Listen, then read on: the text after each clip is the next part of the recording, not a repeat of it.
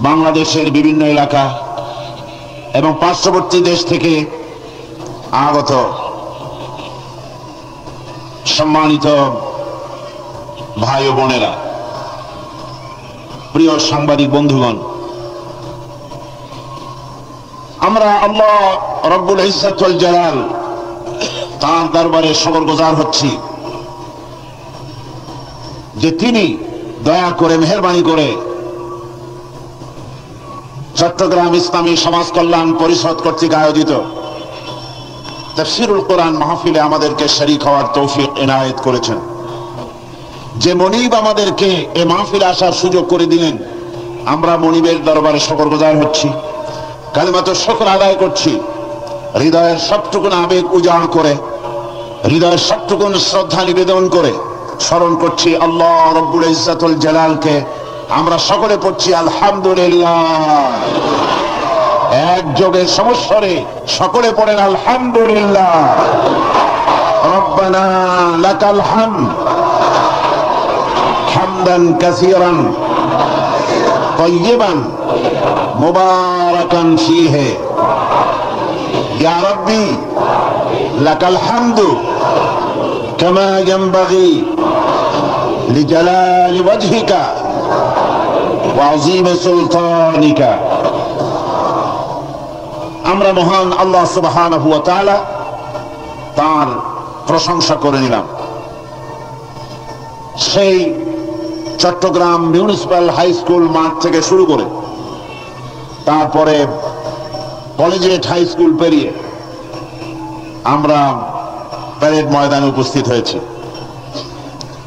এবং ইতিহাসের পাতা থেকে 19টি বছর পার হয়ে গেল কোরআনে কারীমের তাফসীর আমরা পেশ করতে পেরেছি আল্লাহর বান্দাদের খেদমতে। এজন্য সমস্ত প্রশংসার একমাত্র হকদার, একমাত্র মালিক হচ্ছেন আমাদের মনিব, আমাদের স্রষ্টা, আমাদের রব আল্লাহ সুবহানাহু ওয়া তাআলা। প্রতি বছরের মতো এবারেও তাফসীরুল কোরআন মাহফিল অনুষ্ঠিত হচ্ছে। তবে এবারের মাহফিল অনুষ্ঠিত হচ্ছে এমন এক সময় যখন গোটা জাতি স্বাধীনতার রজত জয়ন্তী উদযাপন করছে। স্বাধীনতার 25টি বছর আমরা পার করেছি। স্বাধীনতার এই রজত জয়ন্তীতে প্রশ্ন জাগে জুলুম, শোষণ, নিপীড়ন এবং বঞ্চনার বিরুদ্ধে লড়াই করে এক সাগর রক্তের বিনিময়, বিপুল পরিমাণ ত্যাগ এবং তিতিক্ষার বিনিময় যে স্বাধীনতা অর্জিত হলো, স্বাধীনতার 25 বছরের প্রান্ত সীমায় দাঁড়িয়ে দেশের 12 কোটি জনগণ এক শ্রেণীর সুবিধাভোগী ব্যতি রেখে বাকি 12 কোটি জনগণের প্রশ্ন, আমরা কি জুলুম, শোষণ, নির্যাতন থেকে মুক্ত হয়েছি? একটি নতুন পতাকা এবং একটি নতুন সঙ্গীত, এটাই স্বাধীনতার জন্য সবকিছু নয়। স্বাধীনতা অর্জন করা যত কঠিন, স্বাধীনতা এবং সার্বভৌমত্বকে টিকে রাখা ততোধিক সুকঠিন। এই স্বাধীনতাকে টিকে রাখার জন্যে, সার্বভৌমত্বকে টিকে রাখার জন্যে, দ্বীন ও ঈমানের হেফাজতের জন্য যেটা সবচেয়ে বেশি প্রয়োজন সেটা হচ্ছে সাহসী, ঈমানদার ও চারিত্রিক দৃঢ়তায় বলিষ্ঠ একটি সরকার। সেই সঙ্গে দুর্নীতি ও স্বজন প্রীতি মুক্ত প্রশাসন, সন্ত্রাস মুক্ত শিক্ষাঙ্গন, ধর্মীয় অনুশাসনে বিশ্বাসী এবং ধর্মানুরাগী জনগোষ্ঠী, এটা যদি হয় তাহলে এই স্বাধীনতার সার্বভৌমত্বের গ্যারান্টি পাওয়া যায়। সরকার যদি সাহসী না হয়, সরকার যদি চারিত্রিক দৃঢ়তায় বলিষ্ঠ না হয়, তাহলে ভিন দেশে ভিনদেশী নর্তকীরা দেশের জাতিকে, গোটা জাতিকে জাত সন্তান বলে গালি দিতে সাহস পায়।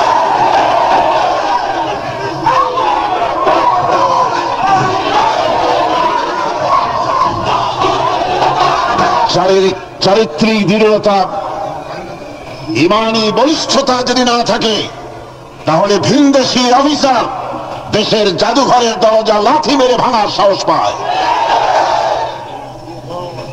সুতরাং চারিত্রিক বলিষ্ঠতা, ইমানি যোগ্যতা, দুর্নীতি এবং স্বজনপ্রীতি মুক্ত প্রশাসন, সন্ত্রাস মুক্ত শিক্ষাঙ্গন,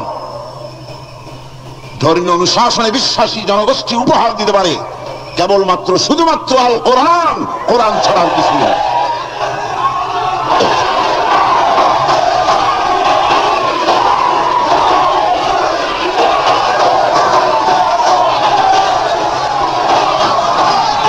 কোরআনে কারিমে, এই কোরআনে কারিম দিয়েই বিশ্বনবী সরওয়ারে কায়নাত, বিশ্বের সর্বকালের সকল যুগের একমাত্র বিশ্বস্ত বন্ধু, একমাত্র মহান নেতা জনাবে মুহাম্মদ রাসূলুল্লাহ সাল্লাল্লাহু আলাইহি ওয়াসাল্লাম এই কোরআনে কারিমের মাধ্যমে একটা জাতির পরিবর্তন এনেছিলেন, বিশ্বের ভিতরে রেডিক্যাল চেঞ্জ এনেছিলেন। আপনারা বিশ্বাস করুন, আমি হৃদয়ের সবটুকুন বিশ্বাস নিয়ে কথা বলছি। পৃথিবীর মানব রচিত কোন মতবাদ দিয়ে পৃথিবীর মানুষের জন্য কোন কল্যাণ বয়ে আসবে না। জাতি সুখ এবং সমৃদ্ধি দেখতে পাবে না। গোলামীর জাতি হয়ে চিরকাল কাটাতে হবে পরের রক্তচক্ষু দেখে, ভয়তে কাতর হয়ে পড়তে হবে। যদি বলিষ্ঠতা নিয়ে মাথা উঁচু করে আমরা দাঁড়াতে চাই দুনিয়ার মাঝে, অর্থনৈতিক প্রবৃদ্ধি, গণতন্ত্রের প্রাতিষ্ঠানিক রূপায়ণ, দেশের সুখ এবং সমৃদ্ধি যদি আমরা কামনা করি, তাহলে কোরআনে কারীম প্রবর্তিত একটি সমাজ ছাড়া অন্য কোন পথে তা সম্ভব নয়।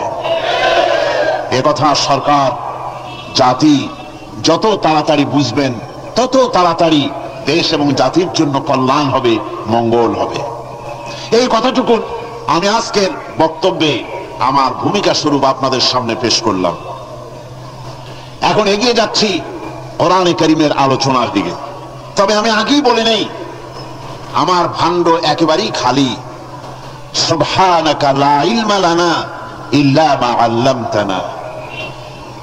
ঢোল চেনেন তো? ঢোল, ঢোলে যদি আওয়াজ দেওয়া হয়, ঢোলে যদি বাড়ি মারা হয়, অনেক দূর থেকে শোনা যাবে, মনে হবে এত আওয়াজ, ভিতরে না জানি কি। যখন পর্দাটা ছেঁড়া হবে দেখা যাবে ভেতরে শূন্য। সুতরাং আমি এক শূন্য ব্যক্তি, আল্লাহ পাকের রহমত ছাড়া আমার কাছে কিছুই নাই। আল্লাহ সুবহানাহু ওয়া তাআলা তিনি যদি দয়া করেন, তাহলে কোরআনে কারীমের কিছু কথা তার বান্দাদের সামনে পেশ করার জন্য চেষ্টা করব। যদি মাবুদ আমার প্রতি, তার গোলামের প্রতি অনুগ্রহ করেন, করুণা করেন, তিনি যদি দয়া করেন। আলাইহি তাওয়াক্কালতু ওয়া ইলাইহি উনীব। বন্ধুগণ, কোরআন আমাদের জন্য সম্পদ। কোরআনের চাইতে শ্রেষ্ঠ সম্পদ এই পৃথিবীতে আল্লাহ পাক আর কিচ্ছু দেন নাই। গোটা বিশ্ববাসীর জন্য আল্লাহ পাকের পক্ষ থেকে শ্রেষ্ঠ নিয়ামত কোরআন। আমি বলি, কোরআন হচ্ছে মহাবিশ্বের মহাবিস্ময়। এত বড় আশ্চর্যজনক কিতাব এই পৃথিবীতে আর আসে নাই। বান্দাকে হেদায়েত করার জন্য আল্লাহ রাব্বুল আলামিন কোরআনের মধ্যে সব বলে দিয়েছেন, নতুন করে কিচ্ছু বলার দরকার নাই। আর আল্লাহ পাকের পক্ষ থেকে নতুন একটি আয়াত, একটি শব্দ, একটি লফজ, একটি অক্ষর হেদায়েতের জন্য মানুষের কাছে আর আসবে না। চূড়ান্ত, মুকাম্মাল, কমপ্লিট হয়ে গিয়েছে কোরআন নাযিল করে।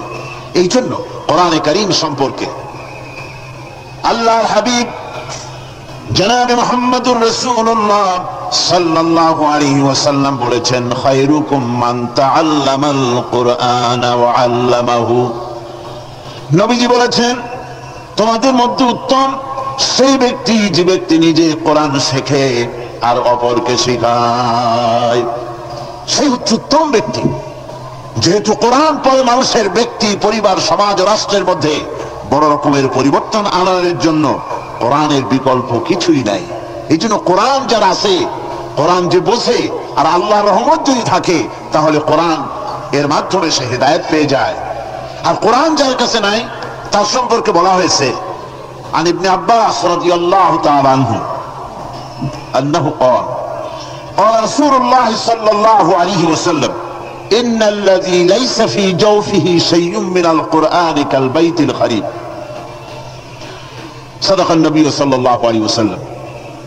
হুজুর বলেছেন, যেই সিনার ভেতরে, যেই স্মৃতির ভেতরে কোরআন নাই, সেই দেহটা একটা পুরো বাড়ির মতো, সেটা একটা বিরান বাড়ির মতো।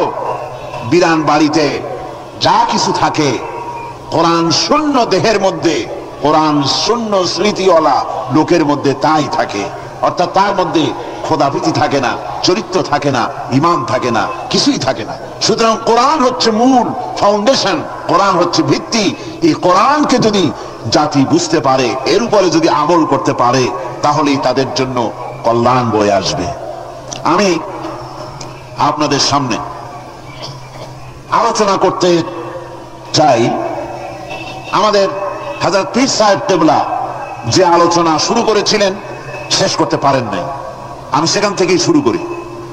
তাহলে তিনি এমন একটা সূরার কথা এখানে আলোচনা করেছেন, যেই সূরা হচ্ছে কোরআনে কারিমে যা আছে ওই সূরাটার মধ্যে তাই আছে। সুবহানাল্লাহ কইতে ইচ্ছা করলো না? 30 পারা কোরআন শরীফের মধ্যে যা আছে সূরা ফাতিহার মধ্যে তাই আছে। সুতরাং এই সূরা ফাতিহা আসুন আলোচনা করে দেখি কি মধু আল্লাহ পাকের মধ্যে রেখেছেন।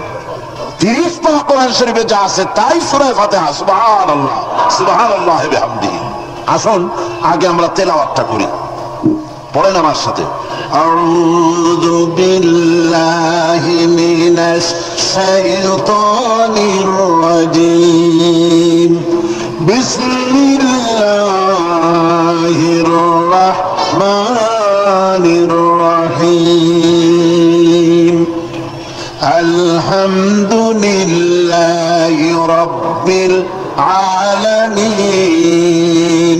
সবাই পড়েন আলহামদুলিল্লাহি রাব্বিল আলামিন আর রহমানির রহিম মালিকি ইয়াউমিদ্দিন ইয়্যাকা না'বুদু ওয়া ইয়্যাকা নাস্তাঈন اهدنا الصراط المستقيم صراط الذين أنعمت عليهم غير المغضوب عليهم ولا الضالين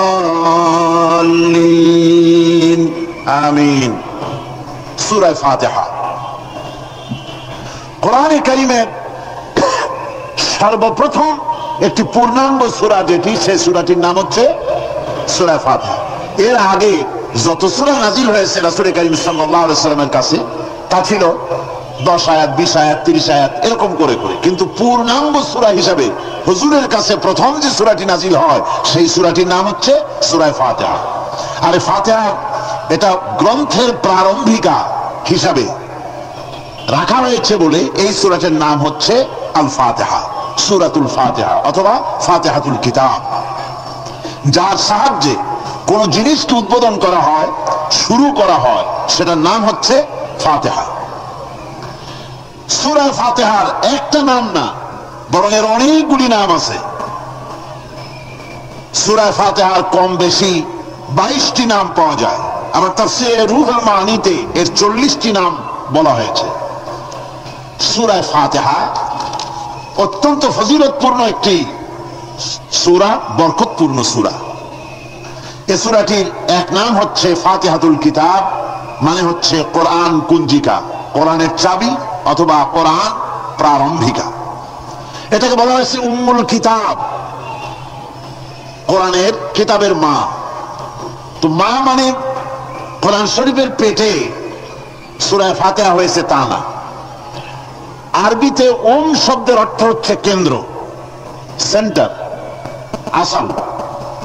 এই জন্যে মক্কা শরীফকে বলা হয়, কোরআনে কারীম মক্কা শরীফকে বলেছে কি উম্মুল কোরা, গ্রাম সমূহের মা। সারা পৃথিবীর সমস্ত জায়গা থেকে, শহর গঞ্জ গ্রাম থেকে লোকেরা এখানে এসে একত্রিত হয়, সেজন্য এটার নাম রাখা হয়েছে উম্মুল কোরা। আবার সেনাবাহিনীর পতাকাকে বলা হয় উম্মুল, তার মানে হচ্ছে সমস্ত সেনাবাহিনী এই পতাকার ছায়াতলে ঐক্যবদ্ধ হয়, একত্রিত হয়, সেজন্য সেই পতাকার নাম হচ্ছে উম্মুল। অনুরূপ ভাবে গোটা কোরআনে কারীমের মধ্যে যা কিছু আছে তা সূরা ফাতিহার ভিতরে কেন্দ্রীভূত করা হয়েছে বলে এটার নাম হয়েছে উম্মুল কিতাব। এটার নাম হয়েছে সূরাতুর রাস। রাস শব্দের অর্থ হচ্ছে মগজ।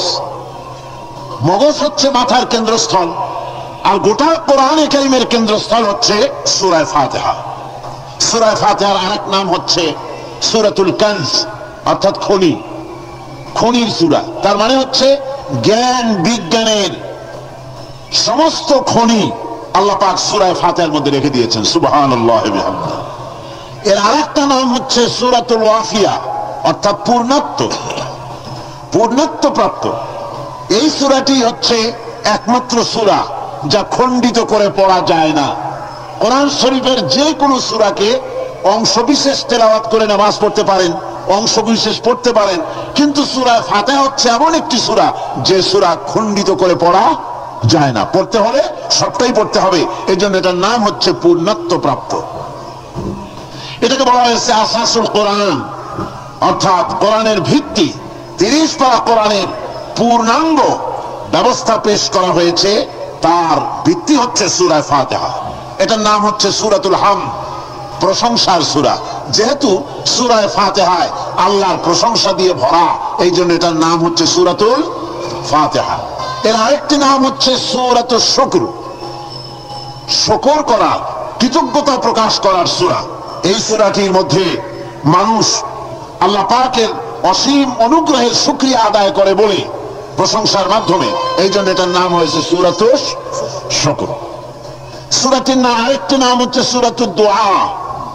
এই সূরাটি একটি দোয়া, একটি প্রার্থনা, আল্লাহ পাকের কাছে প্রার্থনা করা হয়, সেজন্য এটার নাম হচ্ছে সূরাতুদ দুআ। এর আরেকটি নাম হচ্ছে সূরাতুস সুআল, অর্থাৎ কামনা করার সূরা, আল্লাহর কাছে চাওয়ার সূরা। এই সূরায় অনেক কিছু আছে যা আল্লাহর কাছে চাওয়া হয়। এই সূরাটি, এর আরেকটি নাম হচ্ছে সূরাতুশ শিফা, অর্থাৎ প্রতিষেধক, রোগ ব্যাধি ইত্যাদি মুক্ত হওয়ার জন্য। সূরা ফাতিহা আপনারা আল্লাহর ওলিদের কাছে, ওলামাদের কাছে যে যান, পানি নিয়ে, তেল নিয়ে, কালো জিরে নিয়ে, ওনারা যা পড়ে ফু দেন, সেই গোপন কথাটা বলে দেই, সেটা হচ্ছে সূরা ফাতিহা। সূরা ফাতিহা কোন কিতাবে মুফাসসিরিন ইকরাম লিখেছেন, মুহাদ্দিসিনরা লিখেছেন যে দুরারোগ্য ব্যাধি, কোন ওষুধ ভালো হচ্ছে না, প্রতিদিন 40 বার করে সূরা ফাতিহা পড়ে পানিতে দম করে ফজরের পরে 41 দিন যদি এভাবে সেবন করে, সেই দম করা পানি দুরারোগ্য ব্যাধি আল্লাহ পাক ভালো করে দিবেন। সুবহানাল্লাহ ওয়া বিহামদিহি। এটা হচ্ছে সূরাতুশ শিফা। এটাকে বলা হয় সূরাতুস সালাত। নামাজ হবেই না সূরা ফাতিহা ছাড়া, নামাজ সূরা ফাতিহা ছাড়া হবে না। এই জন্য লা সালাতা লিমান লাম ইয়াকরা বিফাতিহাতিল কিতাব, হাদিস শরীফে এসেছে সূরা ফাতিহা ছাড়া নামাজ শুদ্ধ হবে না, নামাজ জায়েজ হবে না। সেই জন্য এটার নাম হচ্ছে সূরাতুস সালাত। কোরআনে কারীমের এই সূরাটি, এটাকে হযরত পীর সাহেব কেবলা একটি আয়াত তেলাওয়াত করে বলেছেন সাবউল মাসানি। এটা হচ্ছে নিত্য পাঠনীয় সত্য বাক্য, যে 7টি বাক্যকে সবসময় পড়া লাগে। তার মানে হচ্ছে যে ব্যক্তি নামাজ পড়ে 5 ওয়াক্ত 24 ঘন্টার ভিতরে সূরা ফাতিহা একেবারে কম করেও যদি হয়, তাহলে 40 বার এই সূরা 24 ঘন্টায় নামাজি ব্যক্তিকে পড়তে হয়। এই জন্য সবসময় পাঠনীয় এই সূরাটি। সূরাটি মোট অক্ষর সংখ্যা হচ্ছে 113, শব্দ সংখ্যা হচ্ছে 25টি। এটি হচ্ছে সূরা ফাতিহা। একটি রুকু, 7টি আয়াত। নাজিলের অবতীর্ণ হওয়ার স্থান হচ্ছে মক্কা আল মুকাররমা। রাসূল করিম সাল্লাল্লাহু আলাইহি ওয়াসাল্লামের মক্কি জিন্দেগিতে সূরাটি অবতীর্ণ হয়। এখন একটি প্রশ্ন, সূরা ফাতিহার উপরে আরেকটি আয়াত আছে, কি আছে? পড়েন সবাই, বিসমিল্লাহির রহমানির রহিম। স্বাভাবিকভাবেই প্রশ্ন ওঠে যে বিসমিল্লাহির রহমানির রহিম সূরা ফাতিহার পূর্বে যে লাগানো হয়েছে এটা সূরা ফাতিহার আয়াত কি? আল্লাহ রাব্বুল আলামিন এটাকে উল্লেখ করেছেন, সুতরাং সূরা ফাতিহার অংশ এটি নয়। অবশ্য সূরা তাওবায় প্রত্যেক সূরায় যে বিসমিল্লাহ লাগানো হয়েছে এটা আল্লাহ পাকের হুকুমে। কার হুকুমে লাগানো হয়েছে?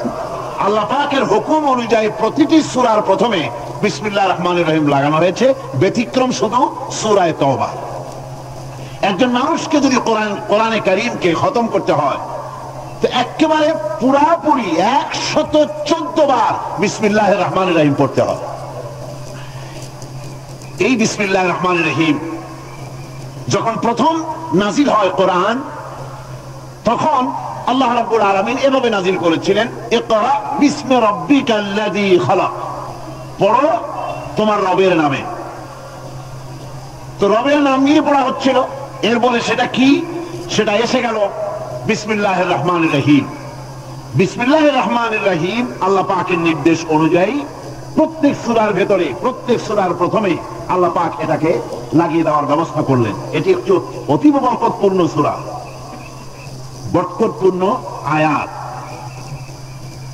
দ্বীন এবং শরীয়তের যে অপূর্ব নিয়ামত কোরআনে কারীম আল্লাহ পাক আমাদের দান করেছেন। বিসমিল্লাহ পড়ার অর্থই হচ্ছে তাই যে পরম করুণাময়, যিনি দাতা এবং দয়ালু, তার নামে শুরু করছি। তার মানে হলো এই কোরআন হচ্ছে সর্বশ্রেষ্ঠ নিয়ামত। এই নিয়ামত যিনি দিয়েছেন তার নাম নিয়ে শুরু করার জন্যই বিসমিল্লাহির রহমানির রহিম বলতে বলা হয়েছে। রাসূল কারীম সাল্লাল্লাহু আলাইহি ওয়াসাল্লাম বলেছেন, কুল্লু আমরিন দিবালিন লাম ইবদা ফীহি বিসমিল্লাহ ফাহুয়া আবতার। অর্থাৎ যে কোনো বৈধ কাজের শুরুতে যদি বিসমিল্লাহ বলা না হয় তাহলে তা বরকত শূন্য হয়ে যায়, তার মধ্যে বরকত থাকে না। বর্তমানে আমাদের দেশে এক শ্রেণীর লোকেরা এই বিসমিল্লাহির রহমানির রহিমকে অনুবাদ করার এক কুপ্রথা চালাবার অপপ্রচেষ্টা চালাচ্ছে। অনুবাদে দোষ কিছু নাই, অনুবাদে দোষ কিছু নাই। কোরআনে কারীম বোঝার জন্য খুব ভালো করে লক্ষ্য করবেন, কোরআনে কারীম বোঝার জন্য যে কোনো ভাষার আশ্রয় আপনি গ্রহণ করতে পারেন। আপনি ইংরেজিতে বুঝুন, আপনি উর্দুতে বুঝুন, আপনি আরবিতে বুঝুন, আপনি বাংলায় বুঝুন, কোনো আপত্তি নাই। কোরআন আপনি যে কোনো ভাষায় বুঝতে পারবেন, কিন্তু যখন কোরআন তেলাওয়াত করবেন তখন আরবিতেই তেলাওয়াত করতে হবে, অন্য কোনো ভাষায় তেলাওয়াত করা জায়েজ নাই। কোরআনে কারীম যে আল্লাহ পাক হেফাজত করেছেন, কোরআন হেফাজত করেছেন কে? আল্লাহ রাব্বুল আলামিন বলেন, ইন্না নাহনু নাযালনা যিকরা ওয়া ইন্না লাহু লাহাফিজুন। নিঃসন্দেহে কোরআন নাজিল করেছি আমি আল্লাহ, আর এর সংরক্ষণের সবটুকুন দায়িত্ব আমি আল্লাহ আমার নিজ হাতে গ্রহণ করেছি। কোরআন যে আল্লাহ হেফাজত করলেন, পৃথিবীর তাবৎ ধর্মগ্রন্থগুলি উল্টাপাল্টা হয়ে গেল। বেদ বলেন, বাইবেল বলেন, ত্রিপিটক বলেন, জিন্দাবিস্তা বলেন, সমস্ত ধর্মগ্রন্থ উলটপালট হয়ে গিয়েছে, এটার কোনো অস্তিত্ব নাই। বাইবেল সম্পর্কে চ্যালেঞ্জ করা হয়েছে গোটা বিশ্বকে। বর্তমান যুগে যে বাইবেল আছে, এই বাইবেলের ভেতরে আল্লাহর একটা ওয়ার্ড নাই, সব পাদ্রীদের বানানো শব্দ দিয়ে ভরে গেছে বাইবেল। কিন্তু কেউ তো এই চ্যালেঞ্জ করলো না যে কোরআন শরীফ আল্লাহ যা বলছিলেন উল্টোপাল্টা হইয়া মানুষের কথায় ভরে গেছে কোরআন শরীফ। এ কথা কেউ বলছে? বলতে পারবে? পারবে না। কারণ হচ্ছে কেউ যদি বলে যে এটা মানুষের বানানো, এটা আল্লাহ যা বানাইছিলেন সেটা নাই, অথবা মূলতই এটা আল্লাহ না, এটা মানুষের বানানো, যদি কেউ বলে তাহলে তো লোকেরা তারে ঠেসে ধরবে, বলবে এটা যখন মানুষের বানানো, বেটা তুমিও তো একটা মানুষ, বানাও কোরআন শরীফ আমাদের সামনে দেখাই যাইতে হবে। পারবে বানাতে? পারবে না। আল্লাহ অস্বীকার করতে পারে অনেকে, কিন্তু কোরআন আল্লাহর নয়, মানুষের বানানো, এই ধরনের বোকামি কথা কেউ বলে না। কোরআন যে আল্লাহ হেফাজত করলেন, তার মধ্যে যত উপকরণ আল্লাহ পাক ব্যবহার করেছেন, কোরআন হেফাজতের জন্য যতগুলি ব্যবস্থা আল্লাহ পাক নিয়েছেন, তার মধ্যে অন্যতম ব্যবস্থা হচ্ছে যে কোরআনে কারীমকে ভিন্ন কোন ভাষায় পড়া যাবে না। বোঝার জন্য, আমি আবার বলি, বোঝার জন্য যে কোনো ভাষার আশ্রয় নেওয়া যাবে, কিন্তু তেলাওয়াত করার জন্য অন্য কোনো ভাষার আশ্রয় গ্রহণ করা যাবে না। পার্লামেন্টে যখন বাজেট পেশ করা হলো, অর্থমন্ত্রী তিনি বাজেট পেশ করলেন, শুরু করলেন পরম করুণাময় আল্লাহর নামে শুরু করছি, এভাবে উনি ওনার বাজেট বক্তব্য রাখলেন। বাজেটের উপরে আলোচনার সময় বরাদ্দ হলো 39 ঘন্টা। সেই 39 ঘন্টায় দলের অংশীদারিত্বের রেশির উপরে ভিত্তি করে আমি পেলাম 25 মিনিট। এই 25 মিনিট বাজেটের আলোচনায় আমি বললাম, মাননীয় অর্থমন্ত্রী একজন মুসলমান মানুষ, উনি কেন পরম করুণাময় আল্লাহর নামে শুরু করছি বললেন, উনি বিসমিল্লাহির রহমানির রহিম বলতে পারলেন না কেন? প্রশ্ন করলাম। আমি আলোচনা অগ্রগামী হলাম, আমি বলতে থাকলাম। আমি বললাম, অনুবাদ যদি করতে হয় তাহলে তো অনেক কিছুর অনুবাদই করা প্রয়োজন। দলের নাম পাল্টান, আপনারা যারা ক্ষমতায় আছেন, যে ইংরেজি এবং আরবি মিলানো নামগুলি সব পাল্টান, অনুবাদ করে বলেন। তা তো বলা হচ্ছে না, শুধু বিসমিল্লাহর বেলায় অনুবাদটা কেন করা হচ্ছে, কারণটা কি? কোরআনে কারীমের 113টি সূরা, 114টি সূরা, 113টিতেই বিসমিল্লাহ আল্লাহ পাক শিরোনাম দিয়েছেন, আর 114 আল্লাহ পুরো করেছেন সূরা নামলের ভেতরে আরেকবার বিসমিল্লাহির রহমানির রহিম বলে। আমাদের সংবিধানের দ্বিতীয় লাইন হচ্ছে বিসমিল্লাহির রহমানির রহিম। এই কথাটা আমরা কেন বলতে পারলাম না? আমরা তো অসংখ্য শব্দ ব্যবহার করি আমাদের বাংলা ভাষার মধ্যে। আমাদের বাংলা ভাষা হচ্ছে, আমি বলেছি পার্লামেন্টে, এটা সমুদ্রের মতো। অসংখ্য বিদেশি শব্দ, অবাঙালি শব্দ আমরা এর মধ্যে জায়গা করে দিয়েছি। যেমন ধর্মীয় ব্যাপারে নামাজ, রোজা, হজ, যাকাত, আখিরাত, রিসালাত, বেহেশত, দোজখ, ফেরেশতা, বিবাহের ব্যাপারে আকীদা, আকিকা, কি বলে, আকিকা, ওয়ালিমা, এই শব্দগুলি আমরা ব্যবহার করি কিনা বলেন? ব্যবহার করি কিনা? বিচার বিভাগে আমরা ব্যবহার করি আদালত, মুনসিব, ওয়াকিল, মুখতার, মুসলকা, নালিশ, জামিন, ফৌজদারি, তারপরে ফরিয়াদি, এ ধরনের অসংখ্য শব্দ, কিস্তি, দস্তখত, ইজারাদারি, অসংখ্য শব্দ আমরা ব্যবহার করি। খাদ্য বিভাগে ব্যবহার করি পোলাও, কোরমা, বিরিয়ানি, জর্দা, ফিরনি, কাবাব, পোলাওদানি, সুরমাদানি, আতরদানি, অসংখ্য শব্দ ব্যবহার করি। এরপর আমি স্পিকারকে লক্ষ্য করে বললাম, মাননীয় স্পিকার, আপনি বসে আছেন চেয়ারে, আমি বসে আছি, চেয়ারে বসছিলাম, এখন তো দাঁড়ায় কথা বলছি। আমরা তো কেউ বলি না যে আমরা কাষ্ঠ আসনে বসে আছি, আমরা তো চেয়ারে বসছি। চেয়ারটা তো ইংরেজি শব্দ। ইংরেজির চেয়ারে বসে ইংরেজি টেবিলের উপরে উর্দু কাগজ রেখে আরবি কলম দিয়ে লিখি। ইংরেজির প্লেটে ভাত খাই, ইংরেজি গ্লাসে পানি খাই, ইংরেজি কাপ পিসে তার ভিতরে চা রেখে এরপরে আমরা চা খাই, চা পান করি। গ্লাসের মধ্যে উর্দু পানি রেখে সেই পানি আমরা পান করি। এগুলোর তো আমরা বাংলা তালাশ করি না, আমার তালাশ করা উর্দু শব্দ। এত অসংখ্য শব্দ আমরা ব্যবহার করি বাংলা ভাষার মধ্যে, তার কোনোদিন প্রশ্ন উঠল না এটাকে অনুবাদ করা। অথচ আমরা আজ দুর্ভাগ্যজনক সত্য যে বিসমিল্লাহির রহমানির রহিম বুক ফুলায় বলতে পারছি না, এক শ্রেণীর লোকেরা বলতে পারছি না। আপনারা বিশ্বাস করুন, 786 দিয়ে আমাদের দেশে বিসমিল্লাহ বুঝানো হয়, হয় না? শ্রেণীপত্রে লেখে 786 আবজাদ, যতই আবজাদ হোক। আপনারা বিশ্বাস করুন, 10 লক্ষ বার যদি 786 কেউ লেখে, একবার বিসমিল্লাহ বলার সমান হবে না। কারণ হচ্ছে বিসমিল্লাহির রহমানির রহিম এর মধ্যে অক্ষর আছে কয়টা? 19টা। কয়টা অক্ষর আছে? আল্লাহর নবী বলেছেন প্রত্যেক অক্ষরে অক্ষরে আল্লাহ রাব্বুল আলামিন 10 করে নেকি আমলনামায় লিখে দিবেন। কেউ যদি বিসমিল্লাহ পড়ে, বিসমিল্লাহির রহমানির রহিম যদি একবার পড়ে, তার আমলনামায় সঙ্গে সঙ্গে 190টি নেকি লেখা হয়ে যায়। পরম করুণাময় আল্লাহর নামে শুরু করছি, লিখলে কি অক্ষরে অক্ষরে এরকম 10 নেকি পাওয়া যাবে? যাবে না। সুতরাং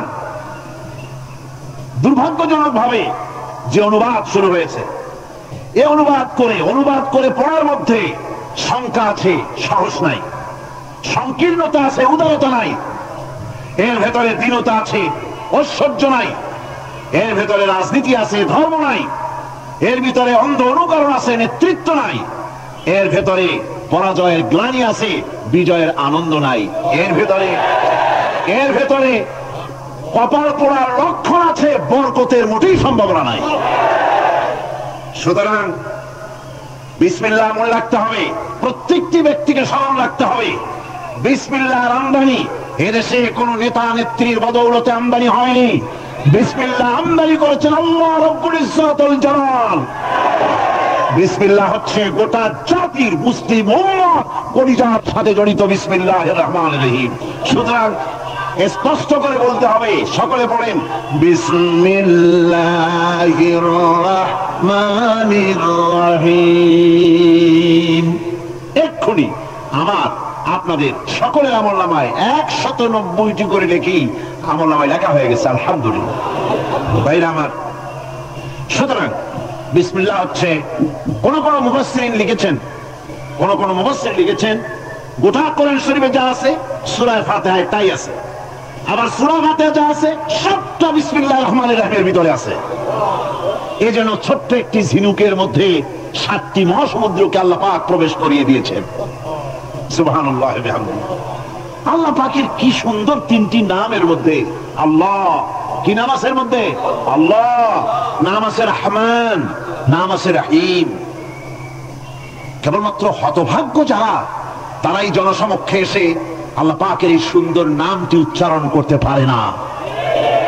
কেবলমাত্র হতভাগ্য যারা বক্তৃতার শুরুতে সালামু আলাইকুম ওয়া রাহমাতুল্লাহ আলাইহি, আসসালামু আলাইকুম ওয়া রাহমাতুল্লাহ এই কথা বলতে পারে না, সৌভাগ্যবানদের পক্ষে সম্ভব।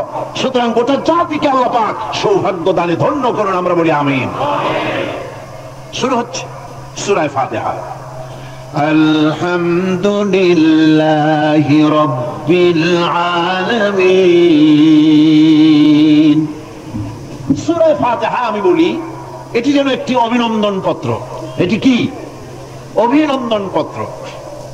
বান্দা দিচ্ছে তার রবকে, রবের ভাষায় শেখানো অভিনন্দন পত্র বান্দা তার রবকে প্রকাশ করছেন, দিচ্ছেন।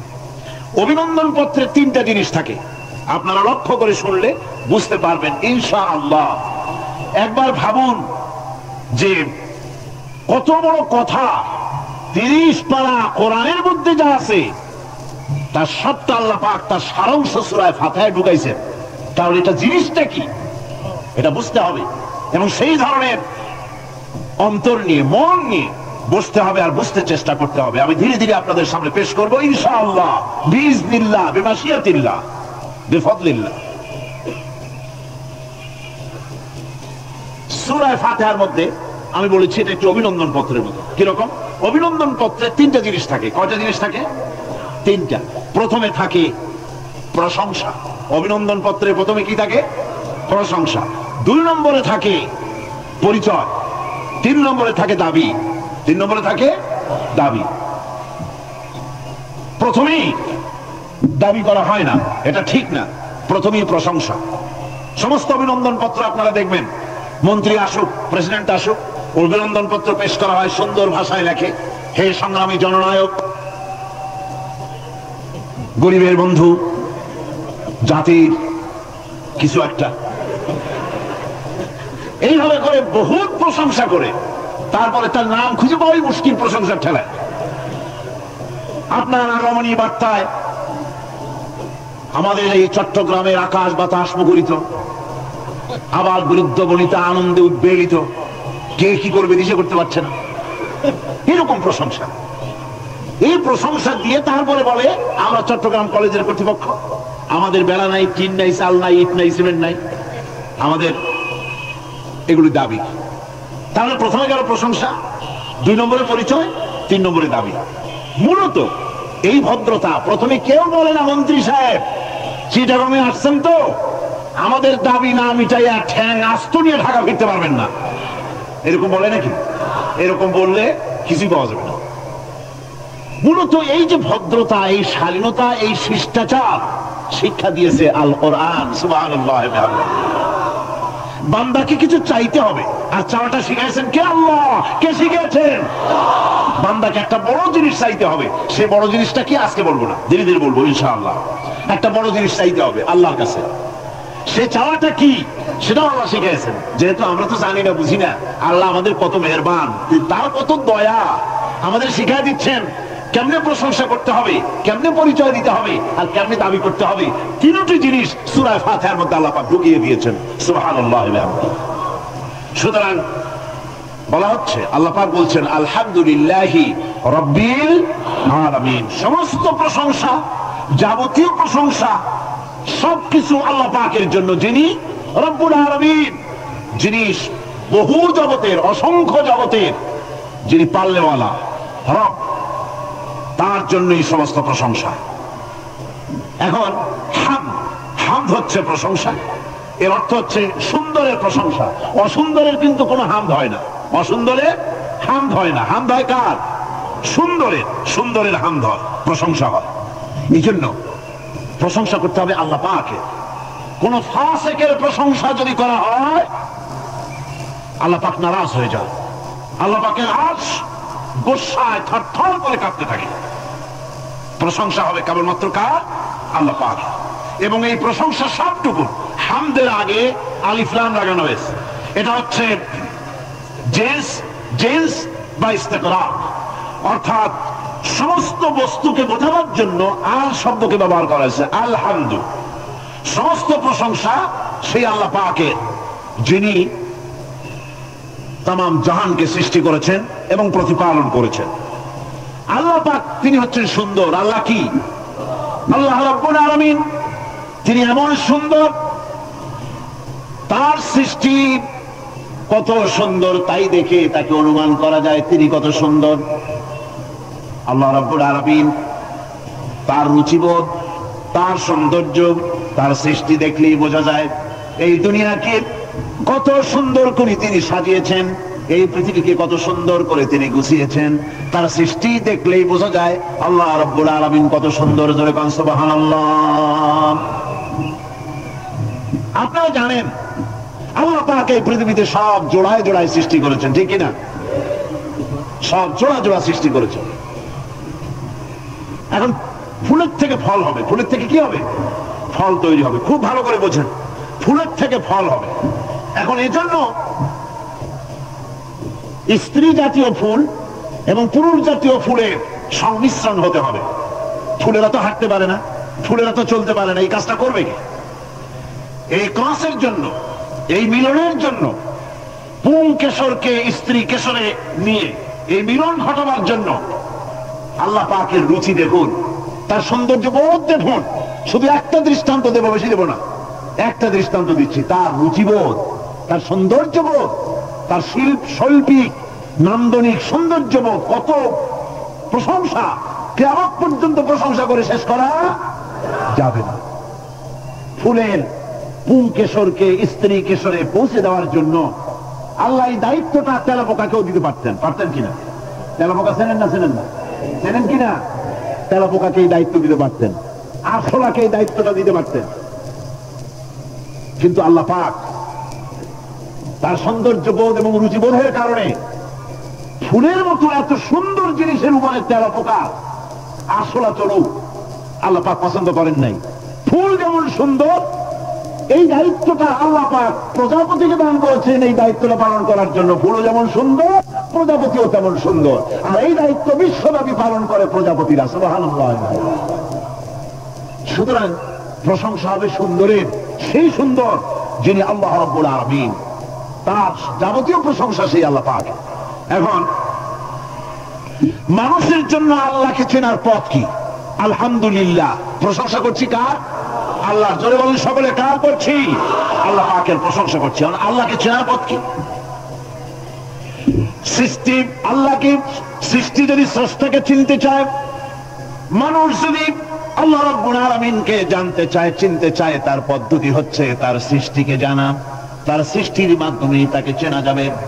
আল্লাহ পাক বলেন, আল্লাযীনা ইয়াযকুরুনা আল্লাহা কিয়ামান ওয়া কুউদান ওয়া আলা জুনুবিহিম ওয়া ইয়াতাফাক্কারুনা ফী খালকিস সামাওয়াতি ওয়াল আরদ ربنا ما خلقت هذا باطلا سبحانك فقنا عذاب النار الذين يذكرون الله قياما وقعودا وعلى جنوبهم যারা দাঁড়িয়ে বসে শুয়ে এক কথায় সর্বাবস্থায় যারা আল্লাহ পাককে স্মরণ করে, তার আকাশ এবং জমিন সৃষ্টির ব্যাপারে চিন্তা ভাবনা করে, রাত এবং দিনের পরিবর্তনের চিন্তা করে, তার সৃষ্টি নৈপুণ্যতা নিয়ে যারা গবেষণা করে, তারাই হচ্ছে আল্লাহ পাকের খাঁটি বান্দা।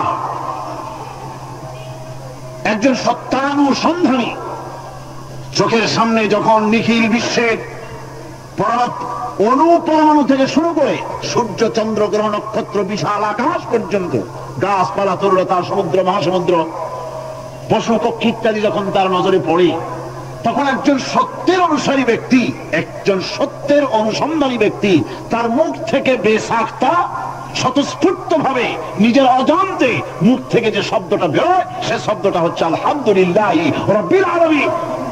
সমস্ত প্রশংসা হচ্ছে ওই আল্লাহ পাকের, যিনি এগুলিকে সৃষ্টি করেছেন। আর তিনি কোনো কিছু কি বেকার সৃষ্টি করেন নাই, খামোখা সৃষ্টি করেন নাই। প্রত্যেকটির পেছনে রয়েছে বিরাট বিরাট উদ্দেশ্য।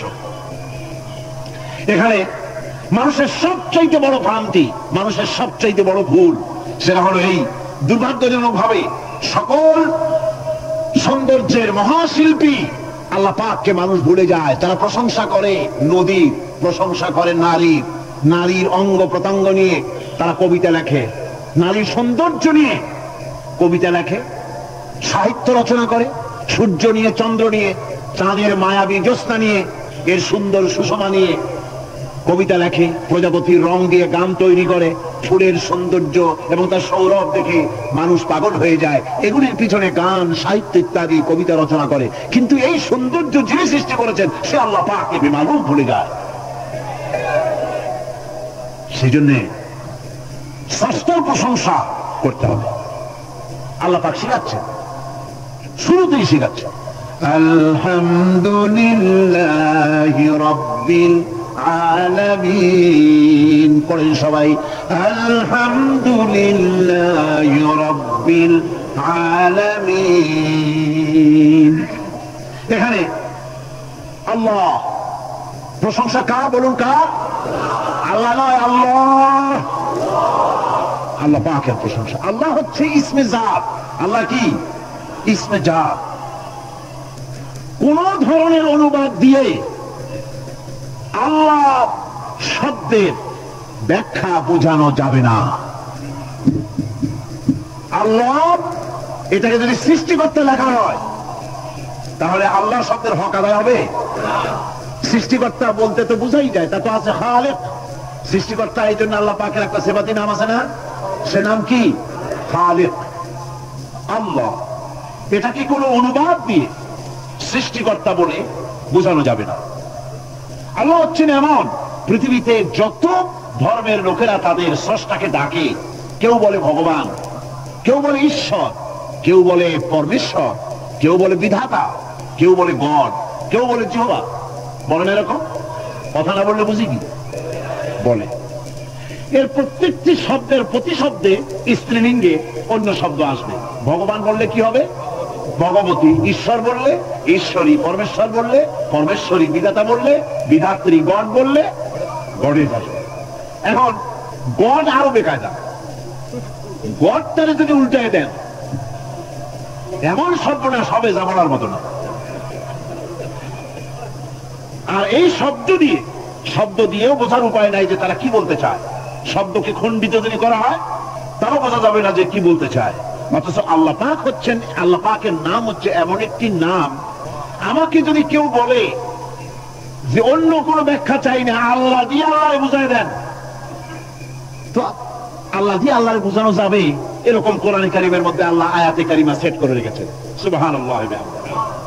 যদি আপনারা বলেন আমাকে যে আল্লাহ দিয়ে আল্লাহর পরিচয় করায় দেন, তো আমি বলবো আল্লাহ রাব্বুল আলামিন কোরআনে কারিমের মধ্যে বলেছেন, আল্লাহু লা ইলাহা ইল্লা হুয়াল হাইয়ুল কাইয়্যুম।